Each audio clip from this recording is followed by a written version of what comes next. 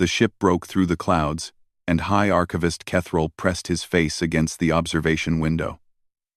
Below him lay Earth, the third planet of the Sol system, the world that his ancestors had conquered 3,000 years ago, the world where humanity had made its last stand. He had studied the old records. He had read the reports of the invasion. The humans had been young, barely 60 years into space travel. They had no chance against the Valari Consortium. Everyone knew that. The war lasted 4 years, and then it was over. The humans were gone, scattered to the stars or dead in the ruins of their cities. Kethril had expected to find a dead world, a monument to Valari power, a reminder of what happened to species that refused to serve. Instead, he found something else entirely. "Archivist," said Captain Vornash from behind him. "The sensors are showing unusual readings." Kethril turned. "What kind of readings?" "Life signs. Everywhere. But not human. The planet has healed itself. Forests have grown over the cities. Animals have returned. The oceans are clean." Vornash paused. "It is as if we were never here." Kethril felt something cold move through his body. That was not supposed to happen. When the Valari took a world, they left scars that lasted forever. The burning of cities, the poisoning of water, the breaking of the land, these were signs of conquest. They were meant to last. "Take us lower," Kethril said. The ship descended through the atmosphere. They passed over what the old maps called the Atlantic Ocean. The water was blue and clear, filled with swimming creatures. They crossed over a landmass that had once been called Europe. Green forests stretched from horizon to horizon. Rivers sparkled in the sunlight. And then Kethril saw the first monument. It stood in a clearing, tall and silver, catching the light of the sun. The ship slowed and hovered above it. Kethril activated the magnification system and looked closer. The monument was made of a strange metal. The ship's computer could not identify it. It was covered in writing, in a language that Kethril recognized as human English. He ran it through the translation system. The words appeared on his screen. Here stood the city of Paris. Population 12.4 million. When the Valari ships filled the sky, the people of Paris did not run. They stood in the streets and sang their anthem. They sang until the end. Their voices were the last thing the Valari soldiers heard before the silence. "Remember them." Kethril read the words 3 times. He did not understand. The humans were supposed to be a primitive species. They were supposed to be weak and afraid. They were supposed to be forgotten. "Sir," said one of the junior officers, "we are detecting more monuments. Many more." "How many?" The officer checked his readings. His face went pale. "Millions. Across every continent. They are everywhere." Kethril ordered the ship to continue. They flew over mountains and valleys, over deserts and coastlines, and everywhere they went, they found monuments. Some were small, no bigger than a Valari child. Others were massive, towering over the landscape like mountains made of metal. Each one told a story. In the ruins of a place called London, they found a wall that stretched for miles. It was covered in names. Human names. The translation system worked slowly, reading each one. "These are the names of the 847,000 civilians who refused evacuation. They gave their food, their water, their places on the ships to the children and the elderly. They stayed behind. They knew they would die. They stayed anyway." Kethril felt his hands begin to shake. They flew over a continent called North America. In a place that had once been a city called Chicago, they found the largest monument yet. It was a tower of black stone, reaching high into the sky. At its base was a simple message. The Battle of Chicago lasted 17 days. The Valari expected it to last 2. Every hour of those 17 days meant another ship full of refugees reaching safety. The defenders of Chicago knew this. They held the line until the last transport was gone. Then they held it for 3 more days, just to make the Valari pay. 2.3 million soldiers and civilians died here. Not one of them surrendered. "Remember them." Kethril sat down heavily. His legs would not hold him anymore.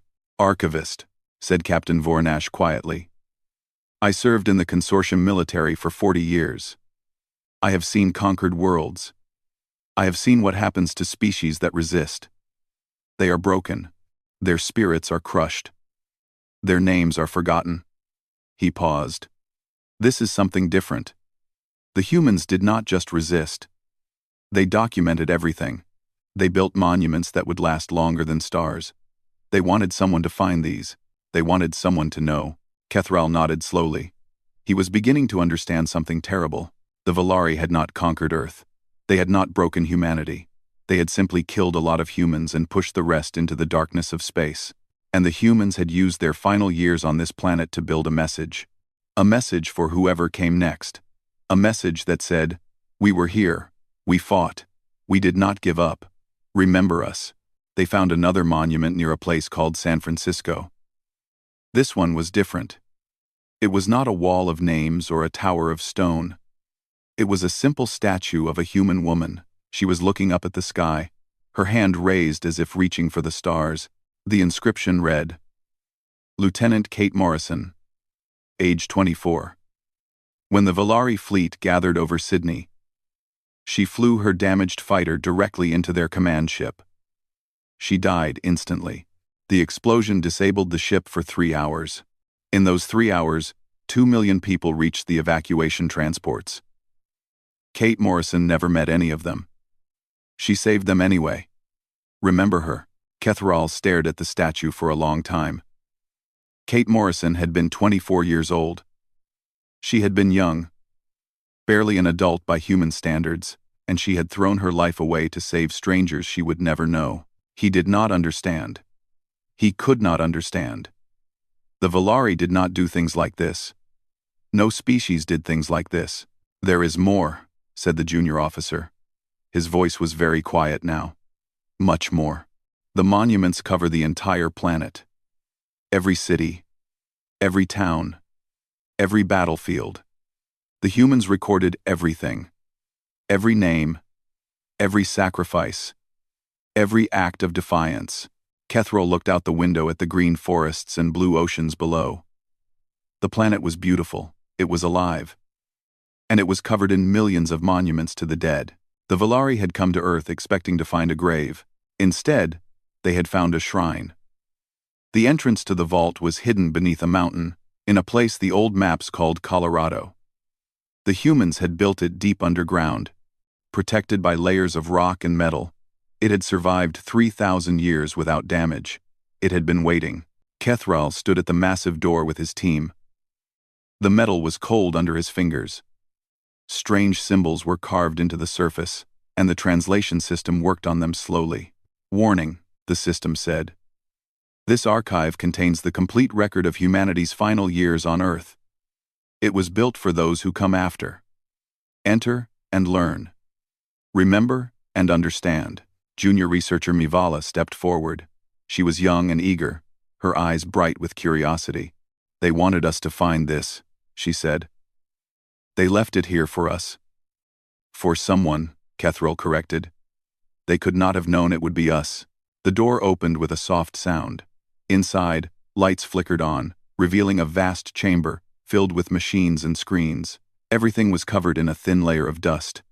But when Mivala touched one of the consoles, it came to life immediately.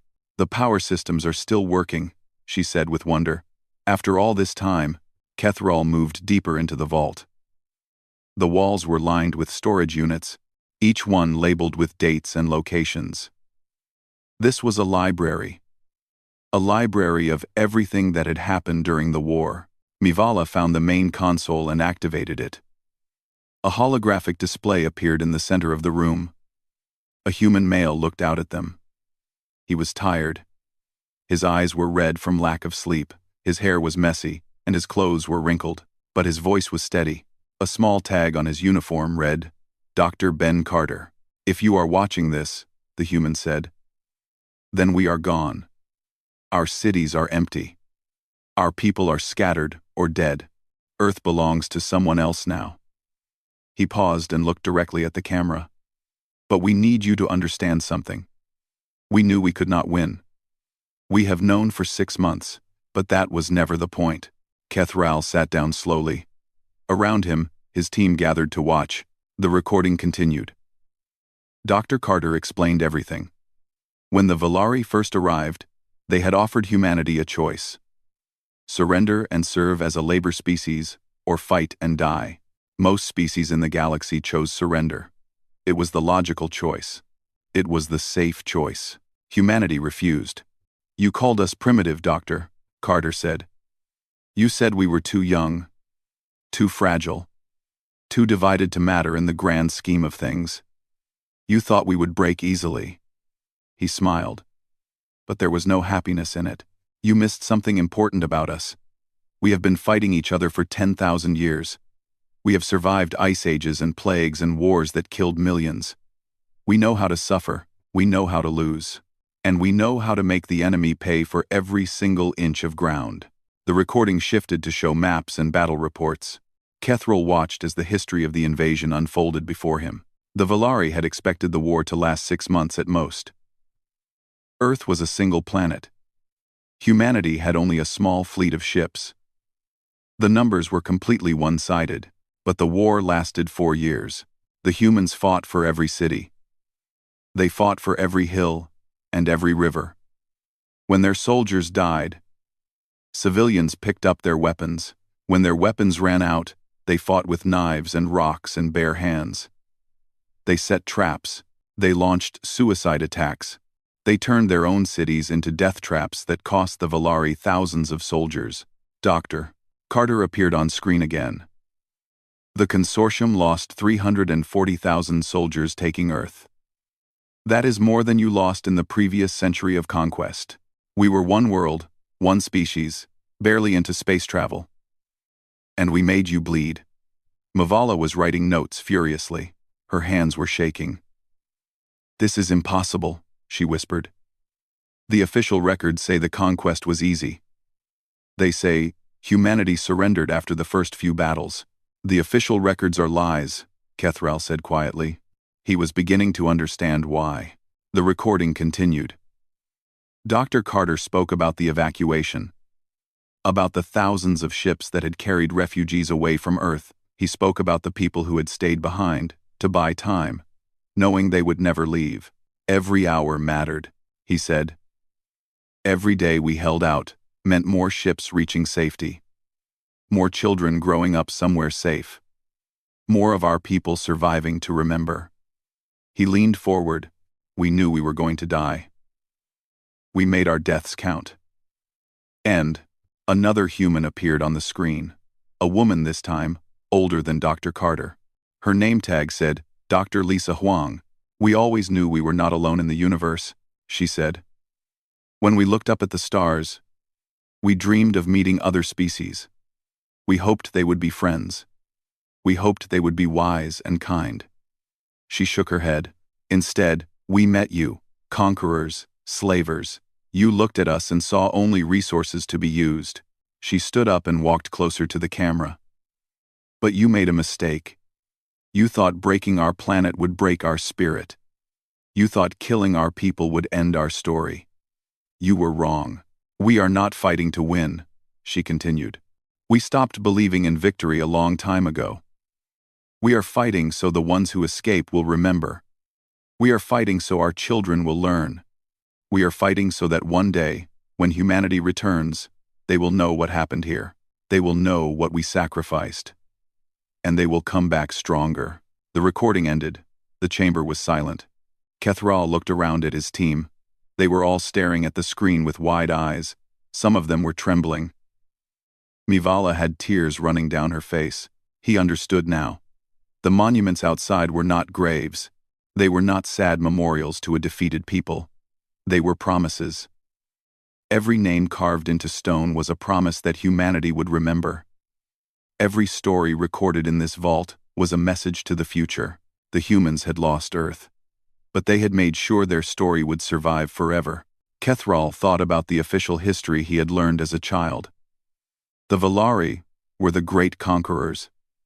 They had brought order to the galaxy. The species they defeated were weak and foolish. Their resistance was pointless. But the humans had not been weak. They had not been foolish. And their resistance had not been pointless. They had been buying time. Time for their people to escape. Time for their children to grow up somewhere safe.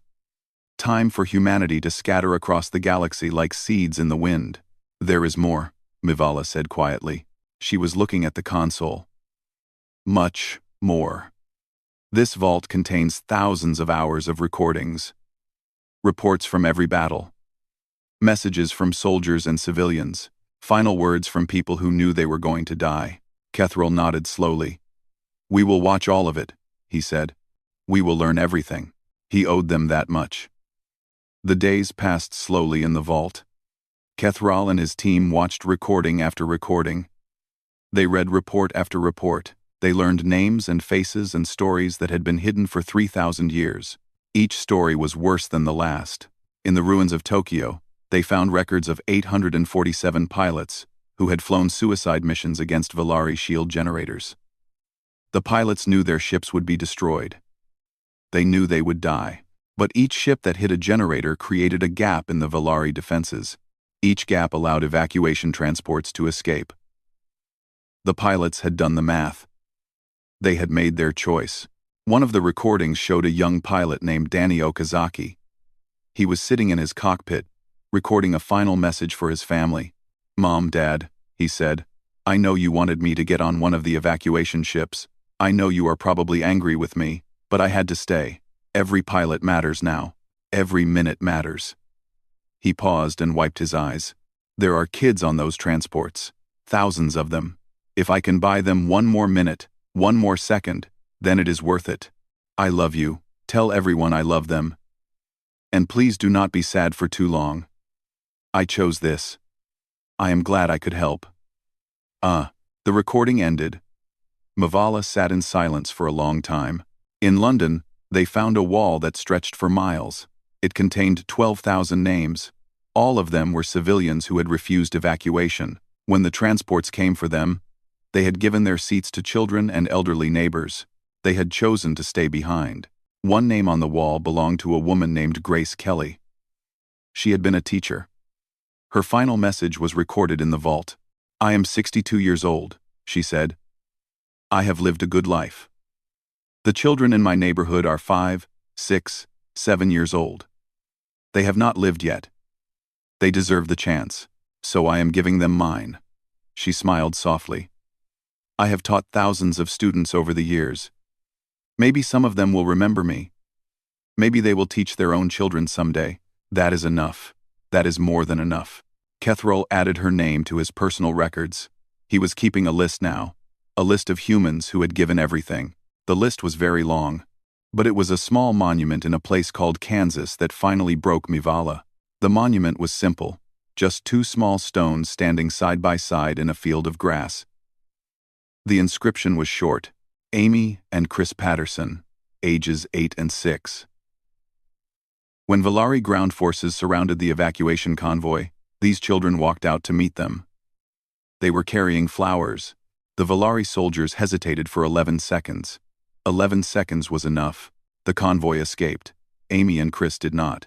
Mivala fell to her knees when she read the translation. Her body shook with sobs. Kethril stood beside her, but he did not know what to say. What could he say? 2 children had walked toward an army of soldiers, carrying flowers, knowing they would die. And they had done it to save strangers. 11 seconds, Mivala whispered. They bought 11 seconds with their lives. Kethril looked at the small stones. Amy Patterson had been 8 years old. Her brother Chris had been 6. They should have been playing games and learning to read and dreaming about the future. Instead, they had become heroes. He thought about the Valari soldiers who had hesitated. What had they thought when they saw 2 small humans walking toward them with flowers? Had they felt confused? Had they felt ashamed? He hoped they had felt something. The team continued their work. They cataloged monuments across the planet. Each one told a story of sacrifice. Each one carried names that deserved to be remembered. They found a memorial in a place called Mexico City. It honored the doctors and nurses who had stayed behind to care for the wounded. When the evacuation ships left, these medical workers had remained with their patients. They had known the Valari were coming. They had known there would be no rescue, but they had refused to abandon the people in their care. One doctor's final message was recorded in the vault. His name was Miguel Santos. "A doctor does not leave his patients," he said simply. "That is the first thing they teach us. Some of these people cannot be moved. Some of them will not survive the journey even if we tried. So I am staying with them. We all are." He looked at the camera with calm eyes.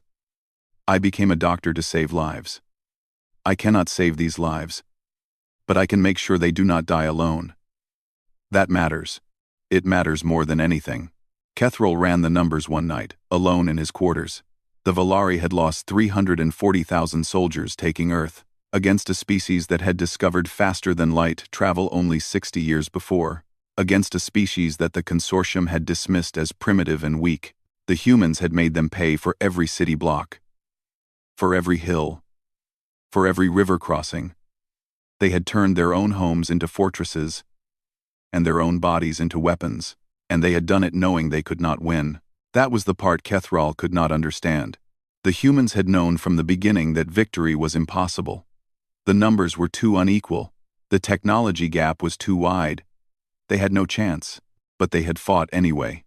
They had fought for time. Time for the evacuation ships to escape. Time for the children to reach safety. Time for humanity to survive somewhere else. Every soldier who died in battle bought time. Every civilian who stayed behind bought time. Every pilot who flew into enemy fire bought time.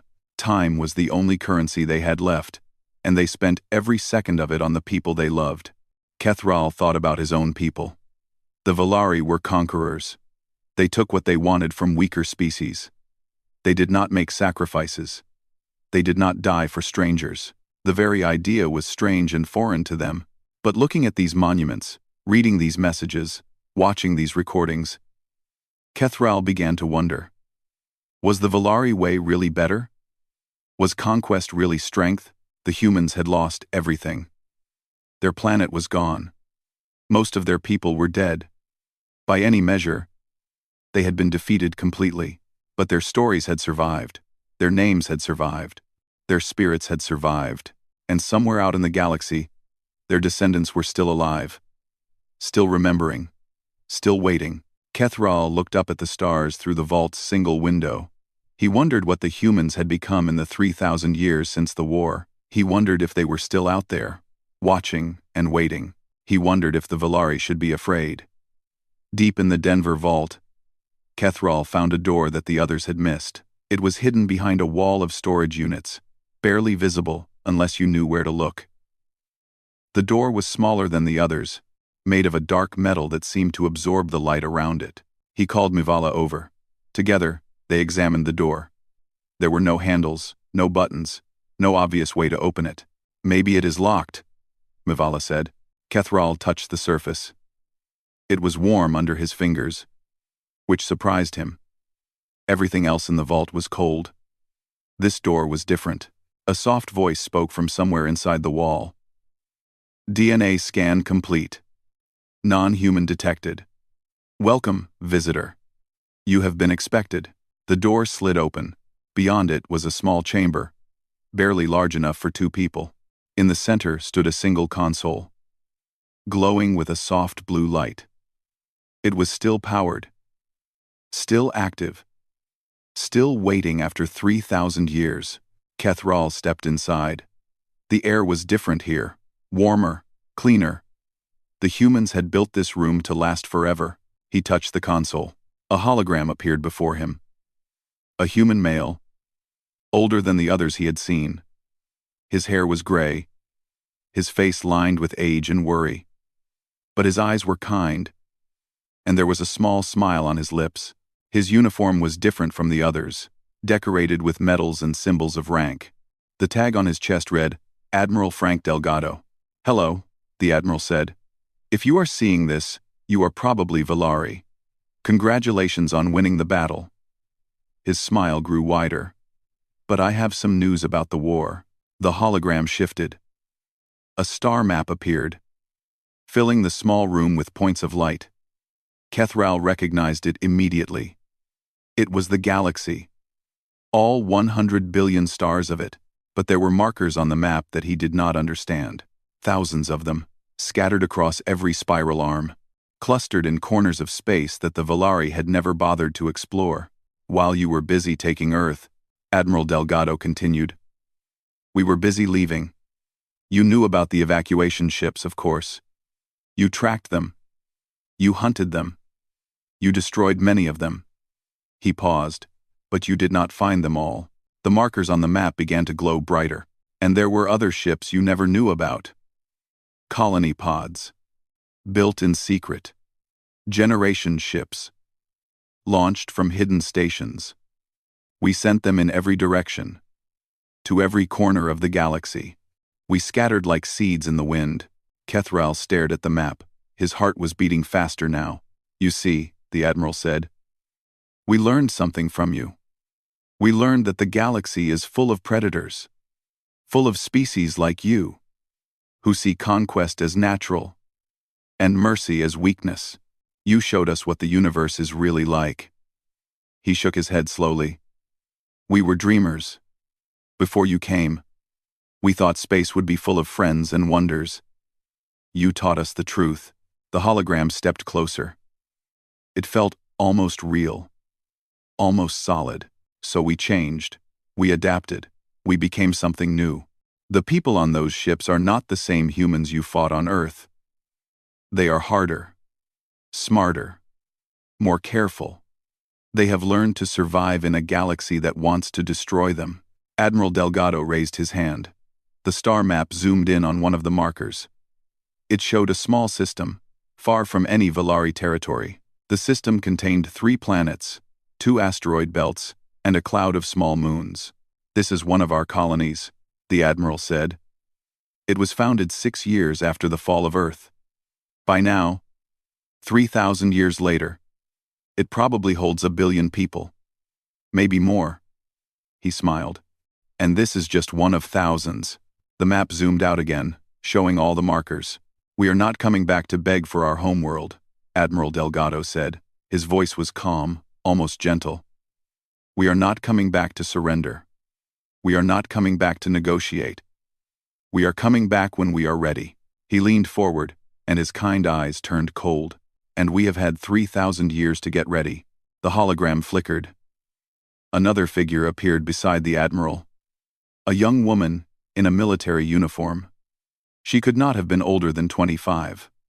Her face was determined, her jaw set with purpose.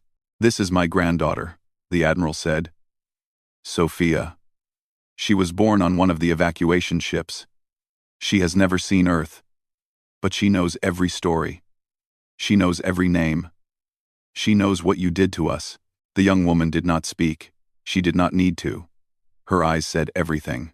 The humans you killed on Earth were farmers and teachers and doctors and children, Admiral Delgado continued. They were peaceful. They were kind. They wanted nothing more than to live their lives and explore the stars. His voice hardened. The humans who survived are different. They are soldiers. They are scientists. They are builders of weapons and ships and armies. They have spent 3,000 years preparing for this moment. The star map changed again. The markers began to connect with lines of light, forming a network that spanned the galaxy. Kethral saw trade routes and communication channels and military alliances. He saw a civilization that had grown in the shadows while the Valari looked elsewhere. You taught us what the universe is really like, the Admiral repeated. Thank you for the lesson. The hologram began to fade. One last thing, Admiral Delgado said. You probably think this message is a bluff.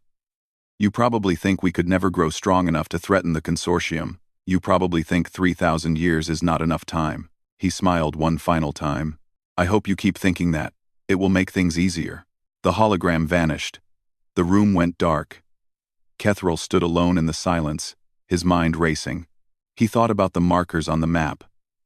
Thousands of them. Each one a colony, a station, a hidden base.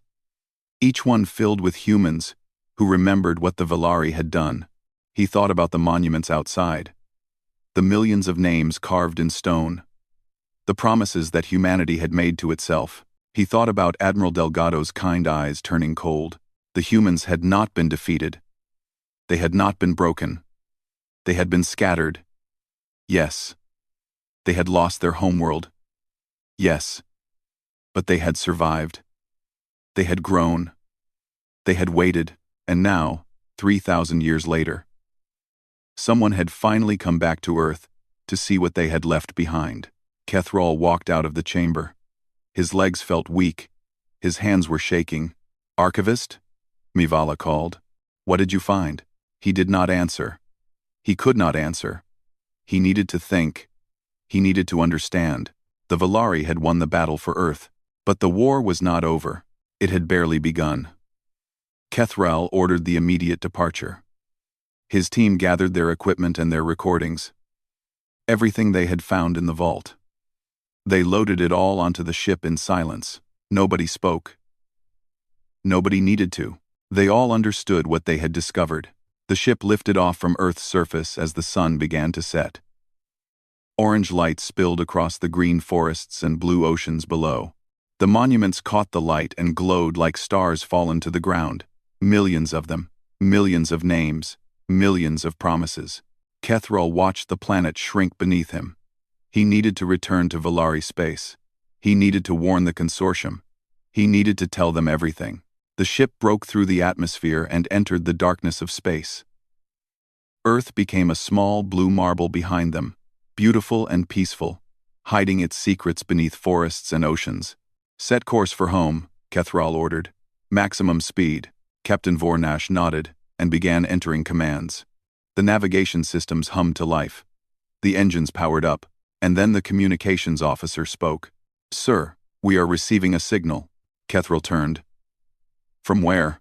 The officer's face was pale. His hands were shaking as he checked his instruments. "From everywhere, sir. We are receiving thousands of signals. All the same. All at the same time." The main screen flickered. Numbers scrolled across it. A simple mathematical sequence that any species in the galaxy would recognize. The universal language of intelligence. The way civilizations announce themselves to the stars. After the numbers came words. Human words. Translated automatically by the ship's computer. "We remember." Just 2 words, nothing more. But they came from every direction. From every corner of space. From thousands of sources spread across the galaxy. "We remember." Kethral felt the cold spread through his body again. The same cold he had felt when he first saw the monuments. The same cold he had felt when Admiral Delgado's eyes turned hard. "Long-range sensors," he said. His voice was barely a whisper. "Show me what is out there." The tactical display activated. The screen filled with contacts. Ships. Stations. Entire fleets. They were appearing from everywhere. From hidden bases and secret colonies and places the Valari had never thought to look. All of them were broadcasting human identification codes. "How many?" Kethral asked. The officer checked his readings 3 times before answering. "Thousands of ships, sir." "No. Tens of thousands. They are still appearing. They are coming from every direction." Mivala stepped forward. Her eyes were wide with shock. "They were waiting for us. They knew we would come eventually. They have been watching Earth this whole time, waiting for someone to find the vault." Kethral understood. The monuments, the vault, the recordings, the message from Admiral Delgado. It was all a trap. Not a trap that killed, but a trap that revealed. The humans wanted the Valari to know. They wanted them to see the truth. And now that the Valari had seen it, the humans were showing themselves. A new signal came through. This one was different from the others. It was directed specifically at their ship. At Kethral, personally. "On screen," he said, a human woman appeared. She was middle-aged, with gray streaks in her dark hair and lines around her eyes. She wore a uniform covered in medals and symbols of rank. Her shoulders were straight, her chin raised. She looked like someone who had spent her whole life preparing for this moment. Her name tag read, Admiral Sofia Delgado. Hi, Archivist Kethral, she said. Her voice was calm and clear. My name is Admiral Sofia Delgado of the Human Expeditionary Fleet. I believe you have met my great-grandfather. Kethral said nothing. He could not speak. I want to thank you, the Admiral continued, for coming to Earth, for finding the vault, for watching the recordings, for learning what really happened 3,000 years ago. She paused. The truth matters. We wanted someone to know. What do you want? Kethral finally managed to ask. Admiral Delgado smiled. It was not a cruel smile, but it was not a kind one either. It was the smile of someone who had waited a very long time for something. My great-grandmother died on Earth, she said. She was one of the 4.7 billion. We have kept count, High Archivist. We have kept every name, every story, every sacrifice. She leaned forward. Your consortium believed you were removing a weed from your garden. Instead, you scattered dandelion seeds across the galaxy. The tactical display updated again. More ships were appearing. More fleets. More armies. Humanity had spent 3,000 years growing in the shadows, and now they were stepping into the light. Earth was not our home, Admiral Delgado said. It was our cradle. It was the place where we were born, but a species does not stay in its cradle forever. Her eyes met Kethral's through the screen. We have been waiting a very long time to thank you for forcing us to leave it. Kethral looked at the tactical display. At the thousands of human ships. At the fleets converging from every direction. At the monuments still glowing on the planet below. You could have stayed hidden, he said. You could have lived in peace, far from Valari space. Why reveal yourselves now? Admiral Delgado's smile faded. Her eyes grew serious. Because hiding is not living, she said. Because our ancestors did not die, so that we could cower in the darkness forever. Because every name on those monuments deserves to be honored, she straightened in her chair. And because you needed to learn something important. What is that? The galaxy is not yours, Admiral Delgado said. It never was. You took what you wanted. Because no one could stop you. You conquered and destroyed because no one fought back. Her voice hardened. That time is over. Humanity is not asking for permission anymore. We are not begging for peace. We are taking our place among the stars, and anyone who tries to stop us will learn what the defenders of Earth learned 3,000 years ago. The transmission ended. The screen went dark. Kethral stood in silence. Around him, his crew waited for orders, but he had no orders to give. He had no idea what to do. He thought about the monuments, about Amy and Chris Patterson, walking towards soldiers with flowers in their hands, about Kate Morrison, flying her damaged ship into the enemy fleet, about Dr. Miguel Santos, staying with his patients until the end. He thought about Admiral Frank Delgado's kind eyes turning cold. He thought about 3,000 years of waiting and watching and preparing. The Valari had come to Earth expecting to find a grave. Instead, they had found a beginning. And now humanity was coming home,